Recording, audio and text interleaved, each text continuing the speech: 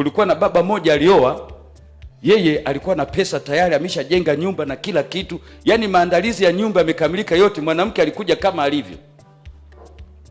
Alipoingia mle ndani, alimwambia kwa mke wake, mke wangu, mimi shughuli zangu ni madini, na madili mengi ya madini tunapiga usiku, tunakoenda kunywa na nini, tunazungumza, tunamaliza masuala ya msingi, na kwa sababu mengine yana kona nyingi, hivi madili yako usiku, ila haitazidi saa 4 saa 5 nitakuwa nimerudi.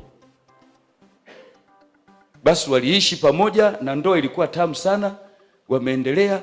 Kuna siku saa 6 imefika, jamaa hajarudi, saa 7 hajarudi, akarudi saa 8.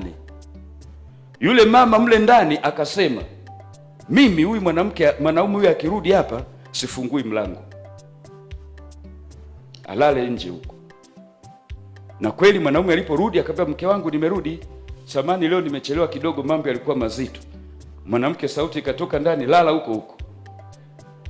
Mke wangu, madili nahangaika, nilisha kushirikisha, lala huko huko.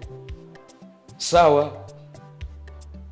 Jamaa akili sasa, nataka nionyeshe akili, sawa, unasolve tatizo, ila msiige, sio vizuri. Akamwambia kwa mwanamke wake, sasa basi mke wangu, asante, tutaonana mbinguni. Mwanamke ndani akajua jamaa anaenda kujinyonga, ndio maana kuonana mbinguni, au mnasemaje? Ya, tutaonana mbinguni. Kumbe pale nje palikuwa na kisima cha maji kimechimbwa.